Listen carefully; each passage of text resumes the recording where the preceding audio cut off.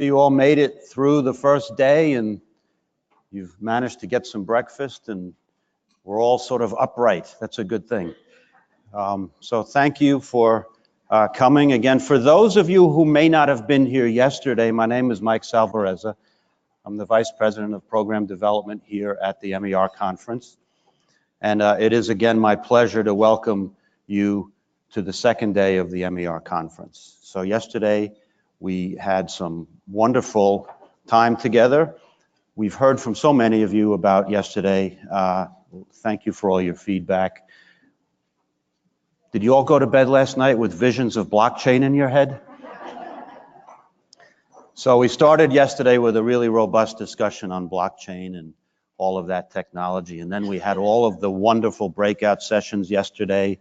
I won't be able to remember all of them off the top of my head, but I know that there were lots of people interested in our case studies and lots of people in the session late in the day on leadership development and lots of people in the sessions on auto classification and all of the legal updates that we had and the discussion on data breach and legal hold. So I think it was a great day. I hope you think so as well. Today we have another packed agenda. I want to remind everyone that at the end of the day today we have a very special event. We have the reception at the Chicago Yacht Club. I stepped outside this morning very briefly if you haven't had a chance, because so many of us just wake up and come right here. It's a beautiful day and I hope the weather holds for tonight, because if it does, the Yacht Club is a spectacular setting and I really encourage you to join us at that reception. It's a wonderful event, a wonderful time to network and have a drink and just enjoy the scenery of the lake and the Yacht Club and get to know some of your peers and some of the people here. So I really heartily encourage you to do that. Seth and myself, we've been sort of trying to talk with as many people as we can, and we've really enjoyed getting your feedback and your thoughts. Want to give you a heads up that at the end of the conference, you'll be receiving a survey that is going to ask you for more explicit feedback. The feedback that you give us is the most valuable thing here, because that's what we use to help make this more resonant to you, make this a better event. So please look out for that, and if you get that survey, and you will, please take a moment to engage with it and give us your honest thoughts. A lot of times when surveys go out, what you get are the people who are so very happy that they can't wait to tell you, and you get the other people who are so angry that they can't wait to tell you. We want to hear from everybody, and we want to hear all of it. So thank you in advance for that. Okay, I am going to bring a special person up to the stage right now. I said yesterday, I reminded everyone that this year is the 26th year of this conference. Imagine 26 years of doing this. There are some people in this room that are not even that old, maybe. Seth, you're 26, right? But 26 years is a long time. And think back to where the world was 26 years ago from an electronic records perspective. I mean, I brought a brief reference to that yesterday, right? Smartphones, the things that we all think are actually physically attached to our hand, that are so prevalent and so important to us, they didn't exist. Mobile phones really didn't exist. Facebook didn't exist. But this gentleman that I'm going to bring up to the stage had the vision and the foresight to create a conference centered on the management of electronic records back when this was just starting. And this conference continues to be relevant today. So I'm going to ask Bob Williams, the founder of the MER conference, to come up and join me on stage.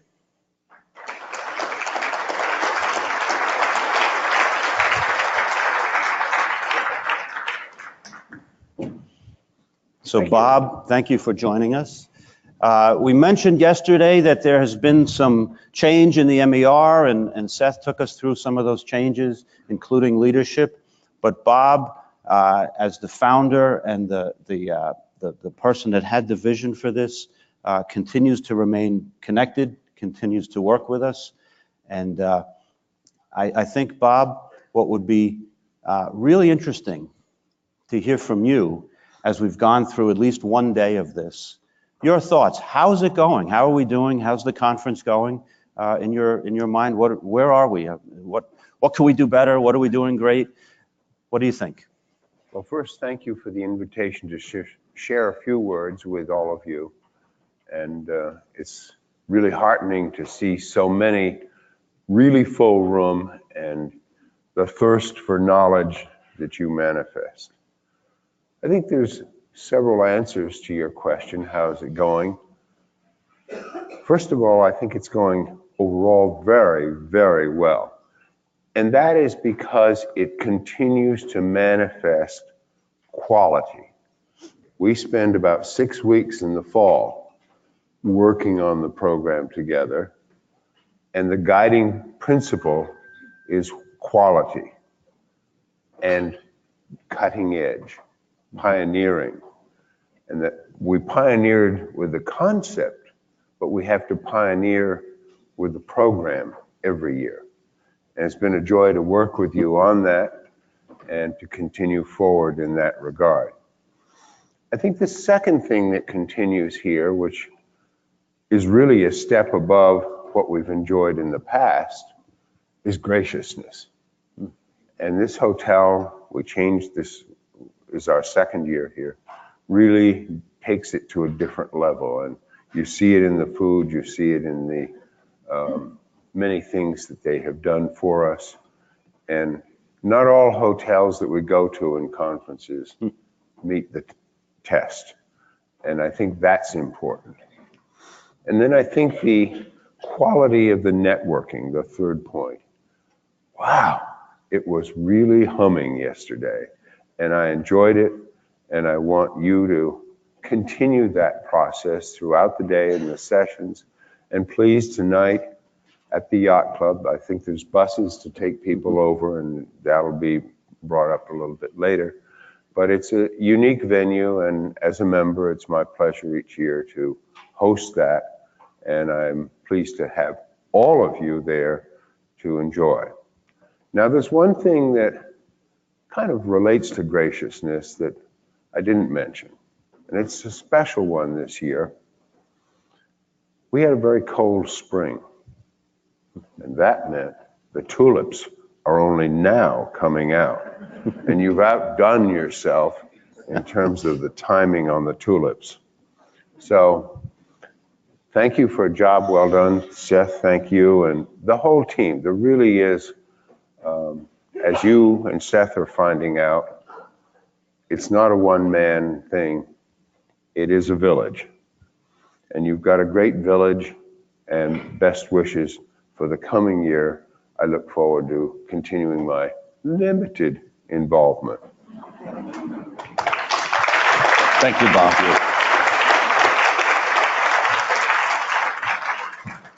Yeah, we worked really hard on those tulips, Bob. So, okay. Thank you, Bob. That was very nice and very affirming.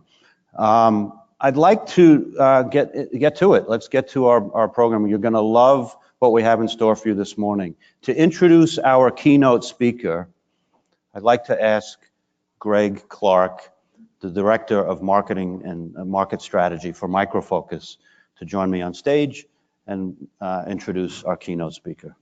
Thank you, Greg. Good morning, everybody. Has this on? Everybody hear me all right? Okay, great. Tremendous opportunity for me today to welcome our keynote speaker today, Mr. Jones-Lucas from the International Criminal Court. We've worked with the ICC and Jones for 15 years, multiple projects. But for those of you that may not really understand the ICC and its mandate, I'll give you a bit of background. I'll be brief. But the ICC is really tasked with ensuring that the folks that commit the most horrible crimes that you can imagine and are accused of these crimes, that they're prosecuted. So if you think of genocide, hey, we got to laugh. Who knew we could get a laugh out of that subject matter? But think of genocide, crimes against humanity, and various different war crimes. So when Jones and his team look at managing the life cycle of information and managing sensitive information, think of eyewitness accounts, reports, from experts. You look at the video testimonials, photographs. It goes beyond a simple record and a file plan. This is about preserving human history.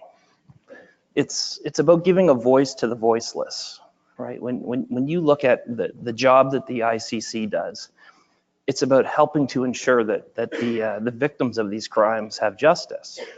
So when we invite Jones up here in a second, I think you're really going to get a lot out of his presentation on many, many levels.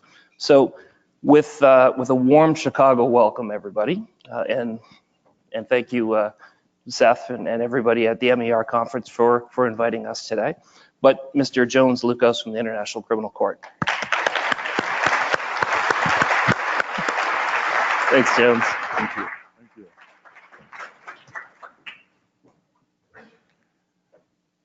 Good morning, everybody. Or is it good afternoon? Actually, it is an afternoon somewhere around the world, isn't it? But today, I'm happy to say that what an opportunity to stand in front of you and tell you a story.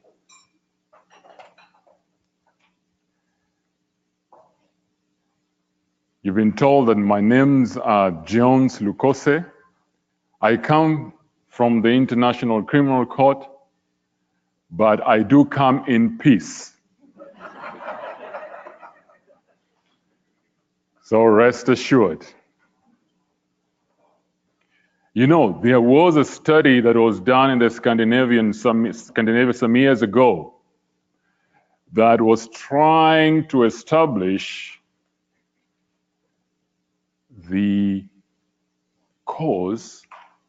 what causes heart attacks in the workplace. The highest cause of heart attacks in the workplace. What do you think? Any guesses? Stress. Okay, great. Anyone from here? Apart from stress? That's the only thing that you know, stress. What about here? Horrible practices. Yeah, yes. Hard work. Heart attacks. What about coffee?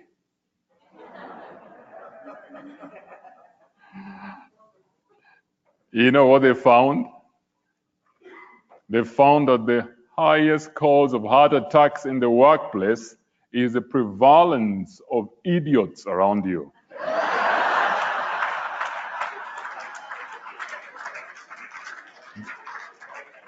Interesting. Those of us in information management understand this very well. Are there any lawyers here?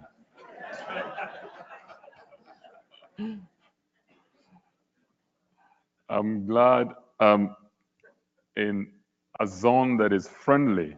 I spend all my time talking and listening to lawyers. And today is refreshing to exit a little bit and come and talk with friends. Before I go ahead with the presentation, I'd just like to tell you about the things that you would like to take away from it. I'll try to refrain mentioning anything to do with technology. Is that a deal? I give you a break from technology issues, but I would like to really present three things that you take away from here. One of it is passion in the profession. The other one is inspiration. that you see that there is a future, there is a hope in the things that we do. And the third thing, which is humility. We are in an environment that requires us to participate, but to participate with humility. So before I go further, I'll just like to play a short video that gives you a brief understanding about the work that we do at the International Criminal Court. And as soon as the video is over, then I will come and carry on. Type of attire you had on? Men kan jag get this? Yeah, empty again. Empty chupa negi come America again. Ka chupo again ngate ki pala.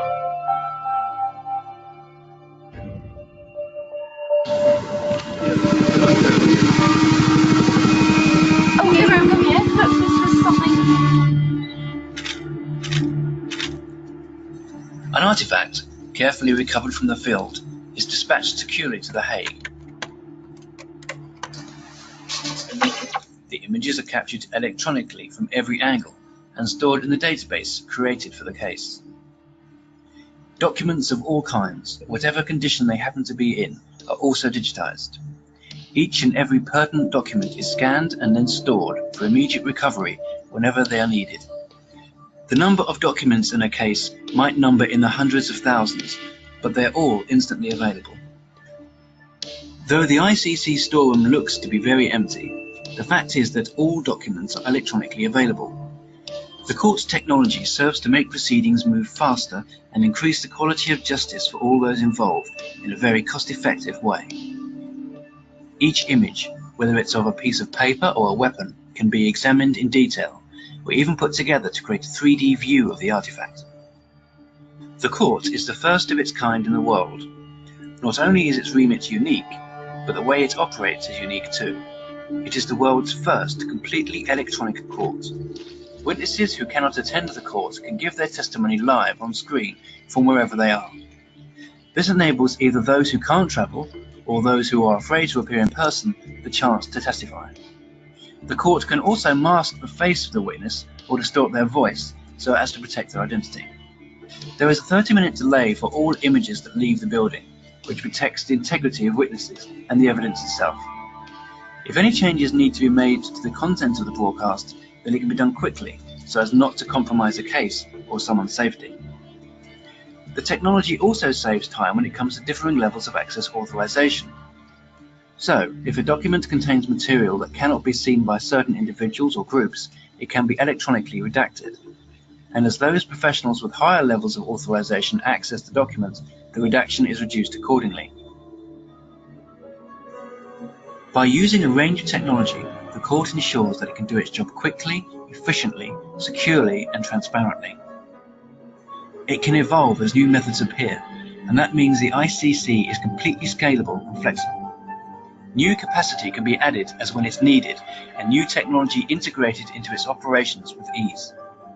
The scalability of the court is vital, as it assures all those who rely on it that their need for justice will always be served.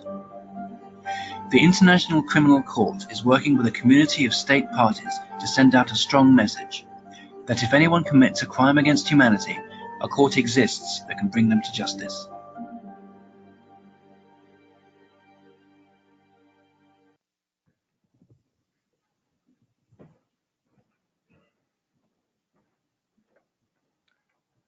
Now, if for the rest of the session I come out looking like an idiot, it's not my fault. It is Seth's fault. Now, you've just heard and watched something briefly about the International Criminal Court and the work that we do all around the world. How did I find myself at the International Criminal Court? The story starts many, many years ago. In my house, growing up as a little boy, a firstborn in my parents' family, I witnessed something very interesting. My mom was a fantastic information manager. Fantastic. How did I figure this out? Now, there were times growing up we had very scarce resources. Even though we were at that time in the middle class of the country back in Kenya, my father was a civil servant and my mom was a teacher. This is how she organized the household. She had a very simple principle that if every single guest that visits us, we leave with something from the house. Can you believe that? In an African setting, how many visitors do you think would come in a day to see us? Some could come early in the morning. We wake up, we find somebody seated at the gate, waiting. Others would come at lunchtime, ready to feast with us. Others would come late in the night as we are preparing to go to bed. But my mom insisted that they will leave with something. My dad was frightened. Can you imagine? He has made a very tight, he was a financial guy. He worked in the treasury of the country. So his job was to balance the books of the country. And he had to make sure that the first book he had to balance was the house, the family, before he can balance the books of the country. So here he would sit watching the store get depleted. Growing up, we were 4 boys, 1 girl, and we were very active. We loved to eat. So we could see our store being depleted. The bell rings, somebody else comes in, say, oh my God, that's now the end of our dinner.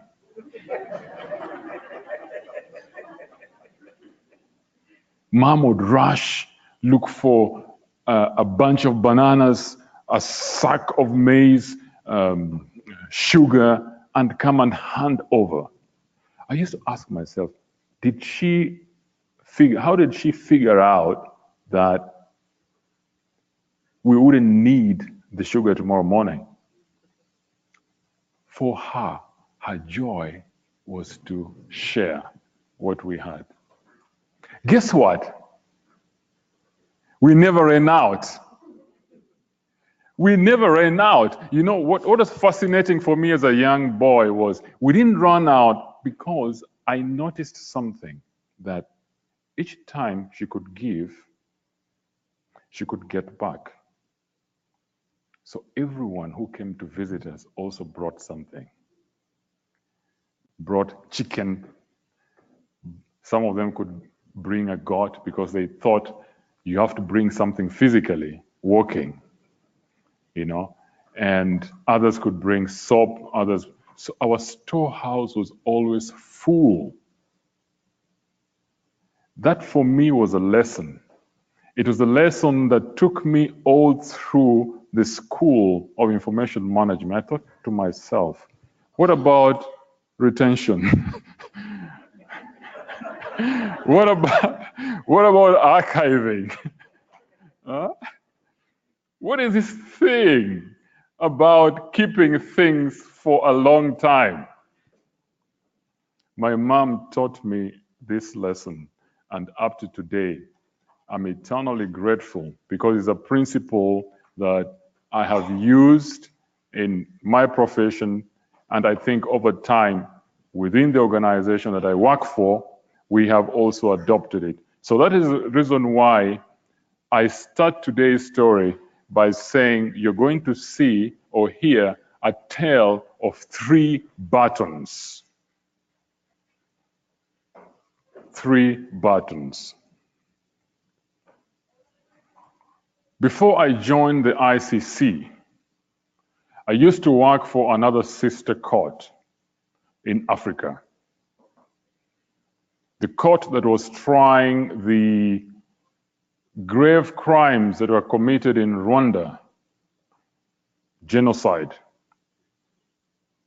It was one bright Monday morning.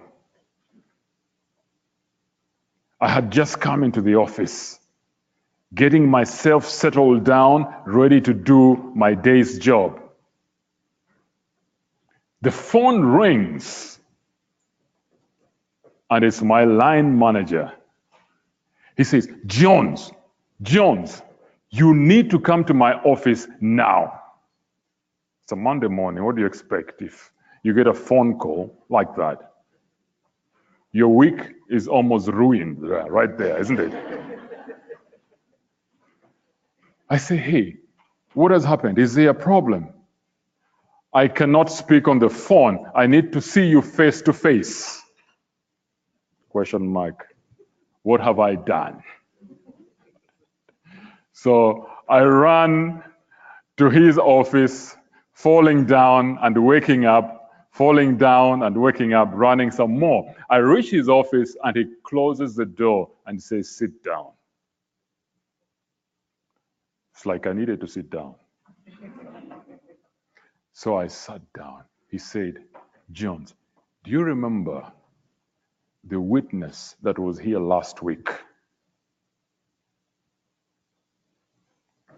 I recall very well because I was part of the team that was preparing the registration of this particular witness in the court. I was part of the team that was processing the information about this witness for the use in the trial proceedings. So I leaned forward and asked him, yes, what about this witness? He told me with a sad face that this witness was assassinated just the day before.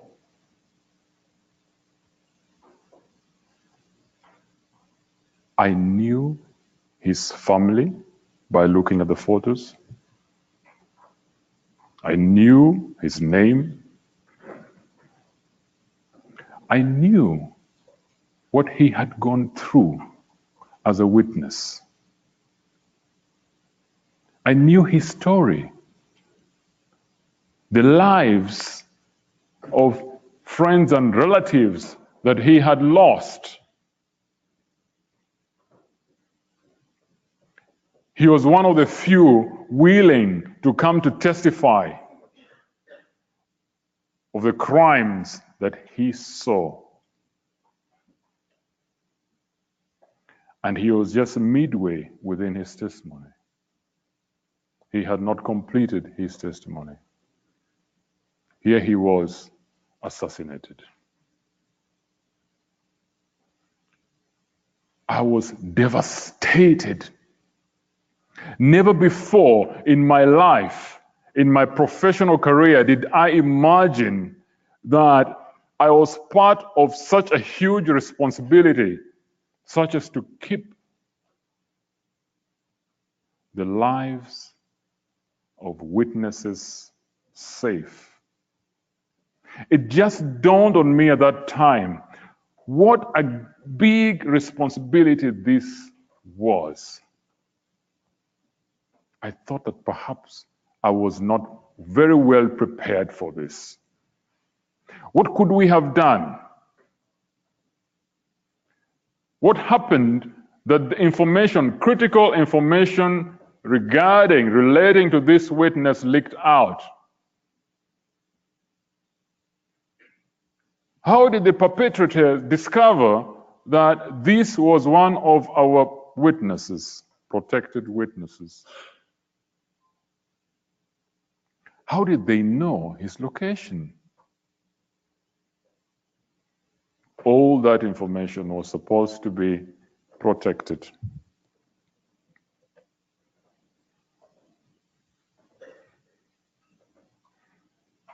And for me, that was the moment that clicked in my head. That was the time I realized that as a young information manager, I needed a new mindset, a new way of thinking about my job, about my responsibility. I almost thought about quitting, because if something like that happens on your watch, it is very difficult to comprehend. It's difficult. It stays with you for a long time. It paralyzes you. You ask yourself, what could I have done? Did I overlook something? Could I have mentioned a weakness or discovered an extra element that needed protection? Questions and questions and questions without any answers.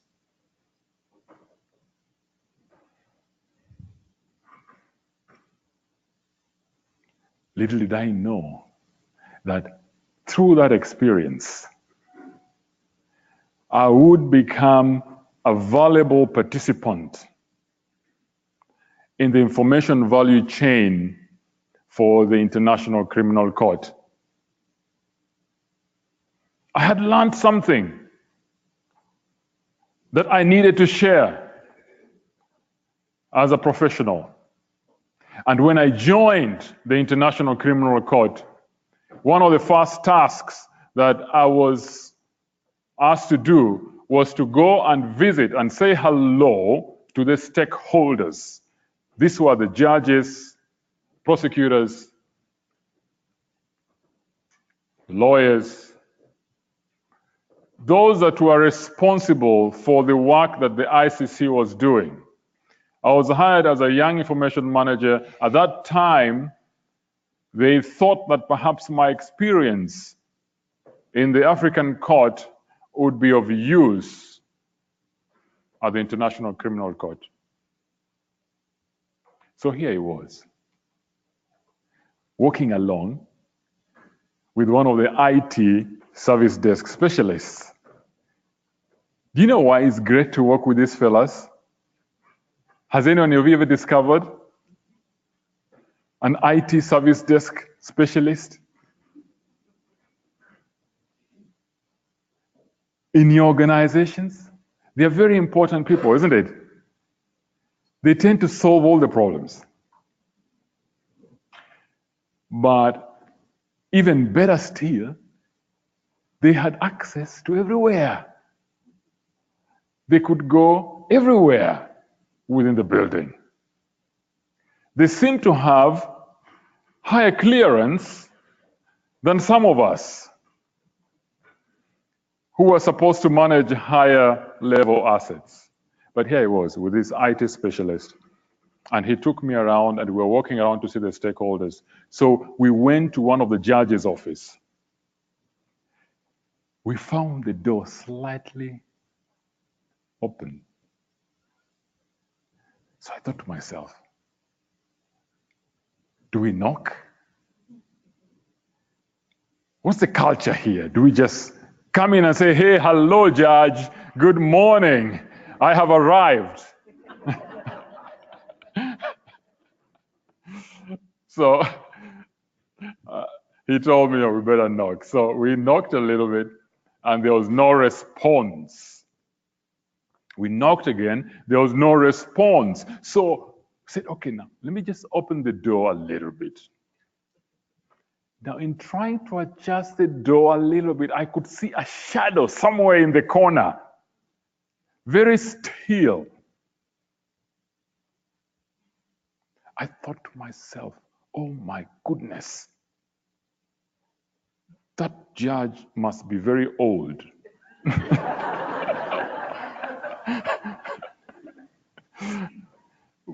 But that was just a thought. It was just a thought. Because where I come from in our culture, those that are a bit older, we don't say they are old. We say they are wise. Yes. Irrespective of what level they are wise. They're wise. So I said, okay, let's. He was so still. I thought perhaps he was asleep. He was still and he was not moving. We knocked again, unsure about what to do. Then with a loud voice, I heard, Jones, come in. How did he know my name already? It had leaked already that I was coming. He said, Jones, come in. We're expecting you. Pleasant surprise. I walked in with the IT assistant and we sat down, ready for the introductions. On his table, neatly packed, covered with very nice plastic cover, was his computer. How many of you cover your computers before you leave the office at the end of the day? So I thought, wow, this is still in the morning, but his PC is fully covered, very neatly at the corner. So I asked him after the introduction, excuse me, Judge, how comes your PC is still covered? So he said, this is the reason why I wanted to see you. I said, oh my goodness. I thought to myself, what did I get myself into now? So what is wrong with your PC? He said, Jones, you know what? The reason why my PC is covered is there are too many buttons. There are too many. Too many buttons. I said, excuse me, Judge.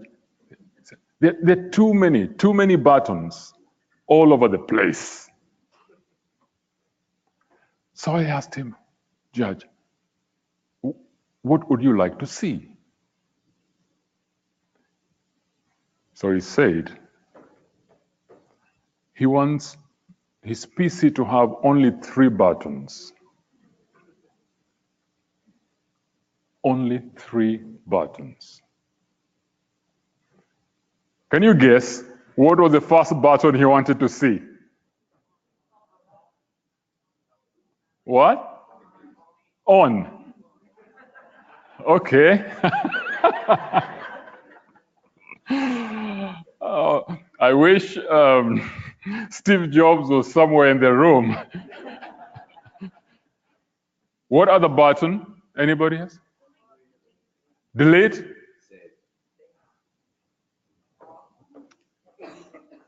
Can you imagine? Can you ever imagine a judge looking to delete something?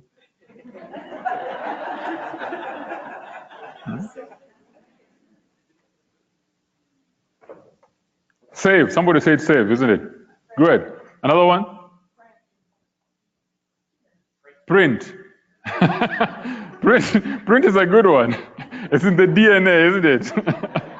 Print. Yes, it did. Okay, another one. One more. Sir? Off. Okay. Yeah, so the wise judge wanted to see save. He said, all I need to do when I'm doing my work, I want a secure place I can save my stuff. I would like to see that. What else would you like to see, Judge?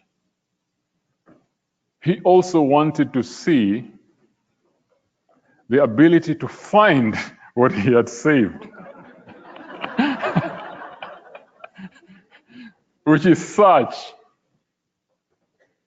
Oh, that's cool. Very good. And what was the third one? Now he said, you see, here we run like a marketplace in this court. He told me.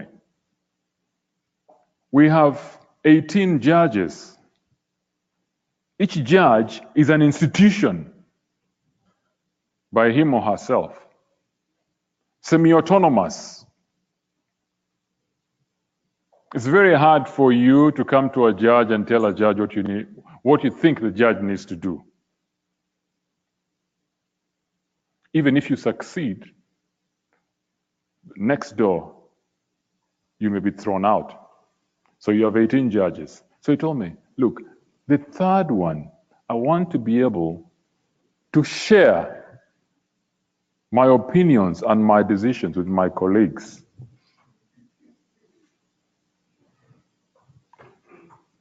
Are you going to make that possible?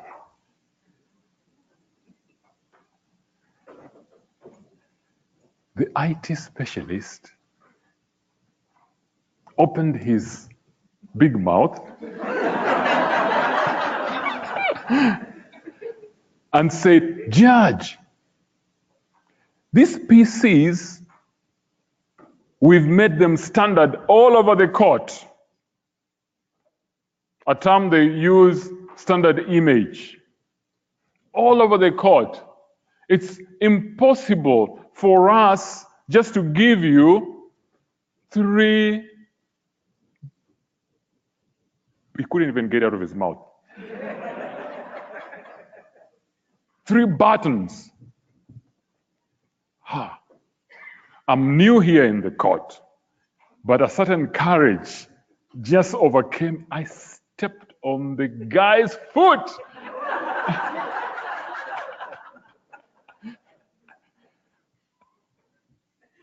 I made sure that my foot is pressing his big toe. So that he can shut up. The signal I was giving him was that the wise judge is telling us something. We need to listen to what he's telling us. There's a certain wisdom in the 3 buttons. So I told the judge, with your help, we can start a journey to see that this is accomplished. This is a judge that many of the people thought that he was completely computer illiterate. I mean, what do you expect? You walk into an office and find the computer is part of the furniture. It's never switched on, it's just there. So this judge opened a door for me within the International Criminal Court. It is a journey that started off with a philosophy of simplifying to 3 things. During that time, and even up to today, the court is structured in such a way that we have the chambers in the middle. The chambers is the organ that is responsible for the judicial process, the judges and the teams. And then you have also the prosecution, an organ led by the prosecutor, responsible also for trying and investigating, going out and collecting materials and looking for the bad people to bring them to trial. And then you have the registry. The registry which is now the organ that is responsible for services, human resources, IT, records management. And this is where I sat in. My role was within the registry to provide an unbiased service to all the parties. We have also smaller, what do you call, semi-autonomous organs also, or teams or groups. That is the defense. We are not directly part of staff, but these are the defense teams that do represent the accused. The court is very special also that witnesses and victims, especially victims, are represented in the trial process. They have a representation. They have a say. So we had a responsibility to find ways to include them in the process. So here we are, a court, International Criminal Court, established by the Rome Statute in 1998. Starting off its operations, at that time, there was a vision. The ICC will be an electronic court.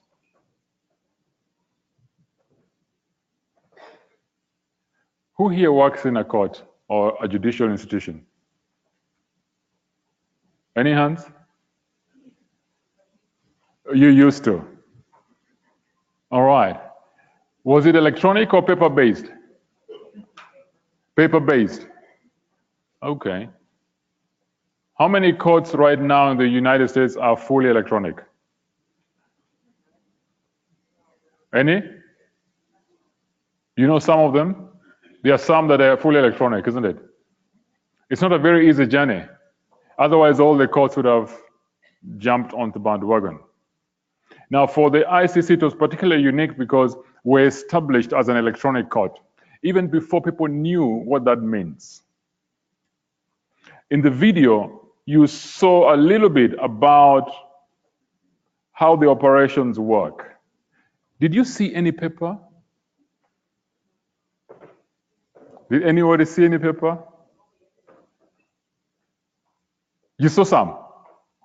Imaged? You know, in the courtroom, when you have lawyers, judges from all jurisdictions, common law, civil law, everywhere coming together, you can rest assured some of them, or many of them, are coming from paper-based systems. So that was our #1 challenge. We're employing staff from all over the world. Some of them, the concept of digital working was pretty young. They had no experience with it. But here we're asking them to participate in an electronic court establishment. So then, how would we establish or even implement the vision that the judge had just articulated? How would we bring all these people together in such a way that this vision not only is established in a way that is efficient for the court to work, but also improves on the image and the mandate of the court globally?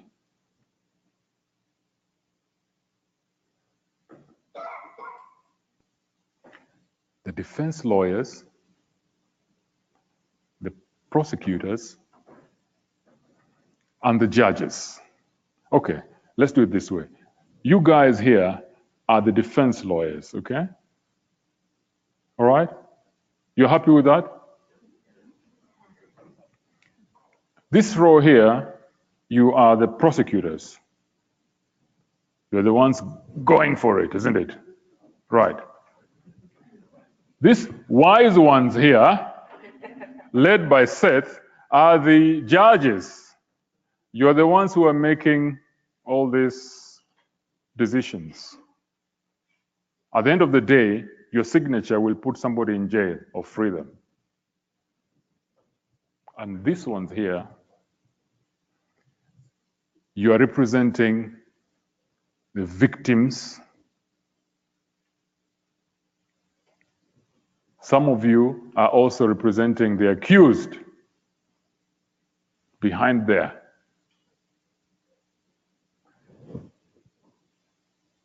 If I came as an information manager and told you that the first thing you need to do is to have a common database.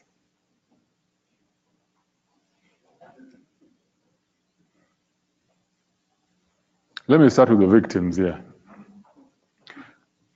Would you like to share your data with the accused behind there? Probably not.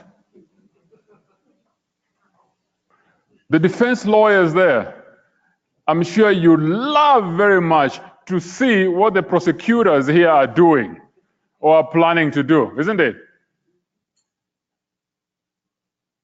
But would you like the prosecutor to have the same database, share the same database with you? Can you see already this created tension? We're thinking, hey, as an international criminal court, how do we provide governance in such a way that all these parties contributing information do it safely, securely, protecting lives and making sure that justice is served? So my first task in 2005 was to stop everything that we were doing at that time. We had a couple of projects related with information management. The only team that was active at that time, ready to jump onto the technology bandwagon, was the prosecutors. The rest were a little bit slow in coming on, and it's understandable. So we had to put a pause on any further technological implementations and build on trust systems. So we had to look back and examine ourselves. What are those three things in terms of information governance that the court should be really pursuing? The first of it, which was very important, was the process through which the prosecutors were involved in going out and collecting the information, which was part of the saving mission that the judge was talking about. The second was now bringing all these parties together to determine the value of the information that was collected with respect to the cases and the situations that were going on.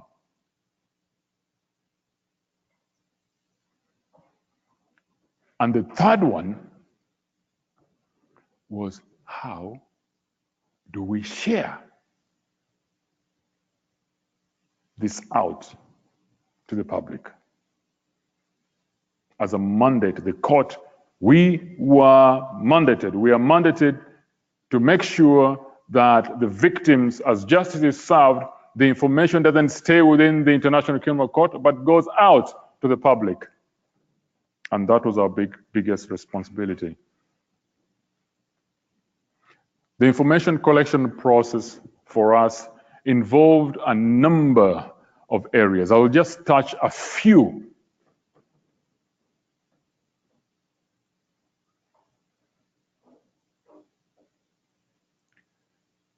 evidence, collection of evidence. We collect evidence from all over the world in all forms. Hard disks, social media, servers, name it. Part of the information that we also do create through the process of the judicial activity are the decisions made by these wise people seated here, the judges. Remember, we try cases from all over the world. So what about translations? We have to translate every single public document, first of all into English and French, and then into the language of the particular situation that we are investigating. And that has to be done quickly and promptly.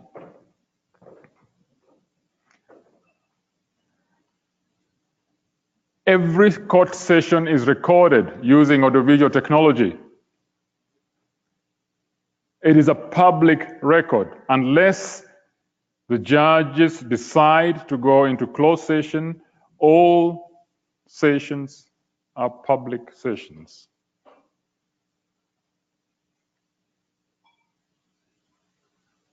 And the public need to consume within 30 minutes. There's just a 30 minutes delay.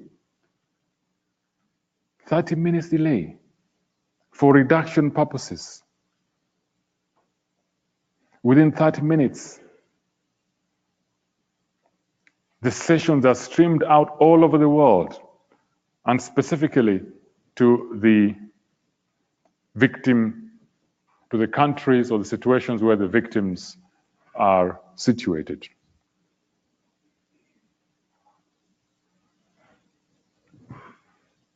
To some people, that may be what we see big data, handling big data, lots of data coming in and being processed, going out. Our goal was to make sure that within 24 hours, any information that is filed as a public filing is out in the public within 24 hours. We've reduced that to 30 minutes. To 30 minutes. And that is only possible because we are an electronic court.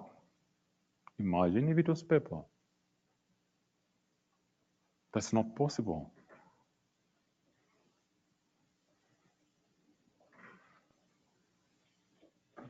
The next phase is the evaluation phase. This is where the litigants come in together and they begin to fight over the information that has been collected.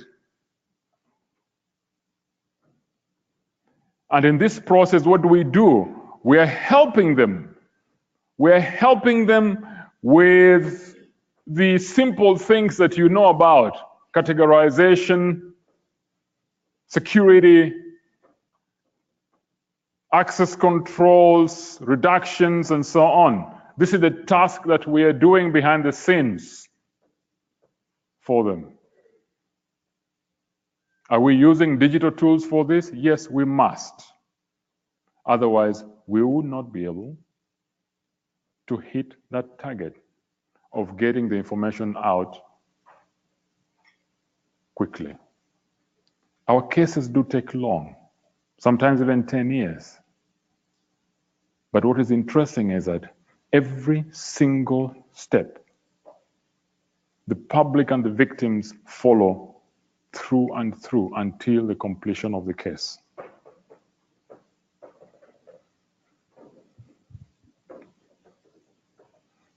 And the last one, which is perhaps very, very interesting for us and one of the most important, is the dissemination to the public.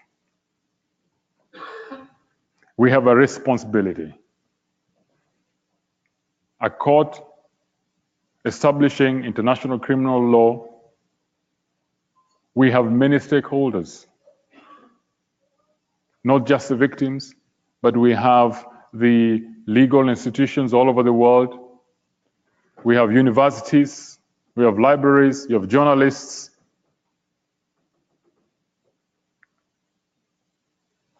All these people are interested in the process that is going on. And whose job is it to make sure that this is done in an efficient way? All of us here. Not one single person can say, I'm doing this alone. We are all participating in this marketplace to make sure that justice is served and is served efficiently, but also making sure that the victims not only see that justice is served, but also are protected. The witnesses are protected together with their families. So you can see, for me, as an information manager in such a marketplace, what is my number one job?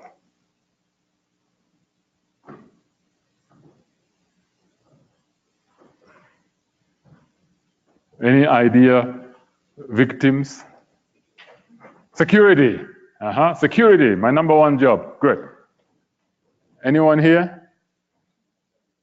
Judges? Number one job? Provenance?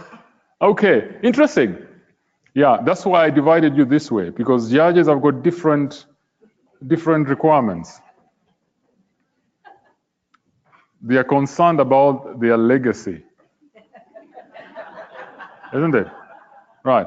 Prosecutors? Protection? Authenticity? Fantastic. I've kind of forgotten who you are. Oh.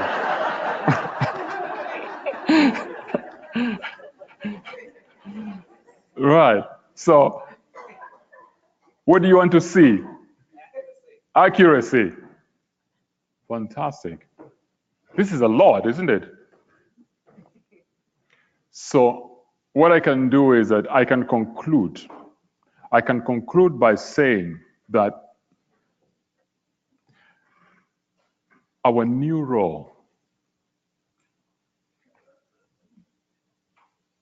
even though it stems from the traditional aspects of records management going all the way to the modern information governance, but I think our new role in the world of today, in the digital world, is orchestration.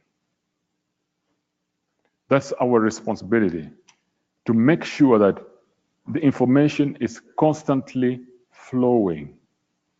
In the digital world, we cannot afford to have data graves. They're expensive. They help no one. They just bring trouble. They make use of the information real estate, which perhaps we want to use to provide value back to the public. And in so doing so, each one of us has a responsibility, me included. We are no longer objective. Is that correct? Is that correct? Do you think that's correct? Can I say that we are no longer objective? But we are part and parcel of the information value chain. I can give you an example. In my office, I have no paper. I'm an information manager responsible for records. I have no paper. I run away from emails.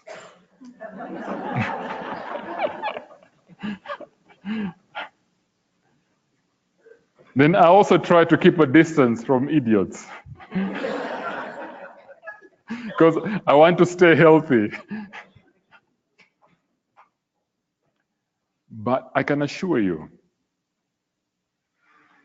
every piece of information that passes through my jurisdiction has my footprint or fingerprint, sometimes literally, you know,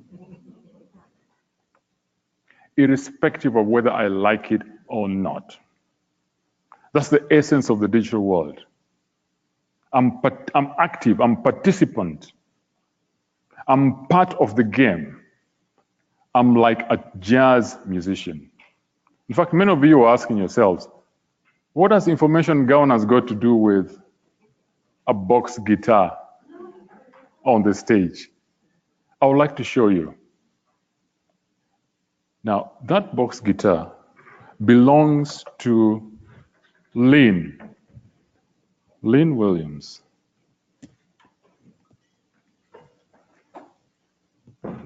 This box guitar is 1971.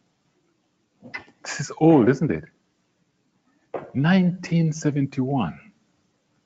That's amazing. And I thought about it saying, look, this is a fantastic metaphor to use to show what our new role looks like as an information management practitioner. I take an old instrument like this. It could be a piece of tool. It could be a software. By itself, it can't do anything. It can't do anything. But in the hands of somebody that knows what he or she is doing, perhaps you can get some music. What can you get out of this?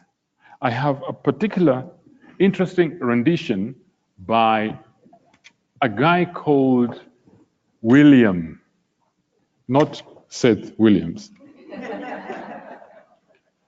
There's a Tanzanian called William Fadhili. 1963. 1963, I was not even in my mom's womb. 1963, I was just a thought. He created this love song called Malaika in Tanzania. Malaika means angel. So for a minute or two, I'll display to you what my experience of Malaika feels like.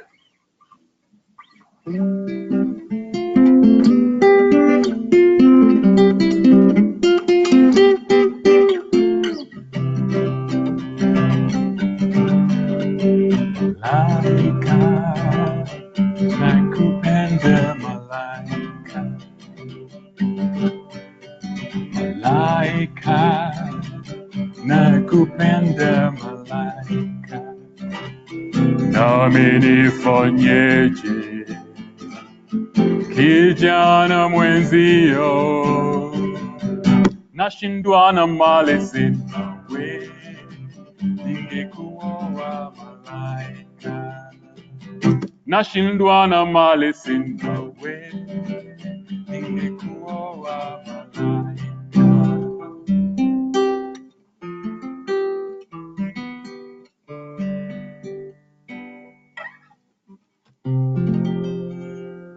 You see, 1971.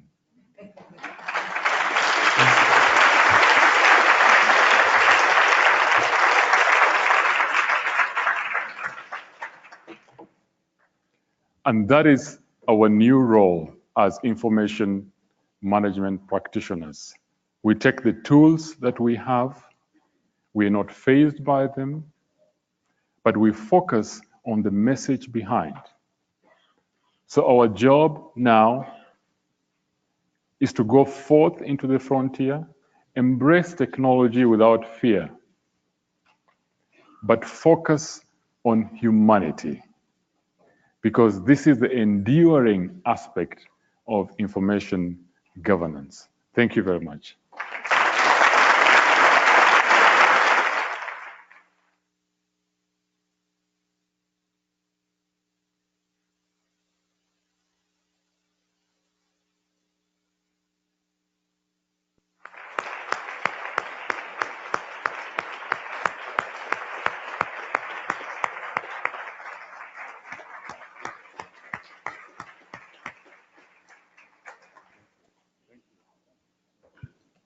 Jones, what a wonderful, wonderful message.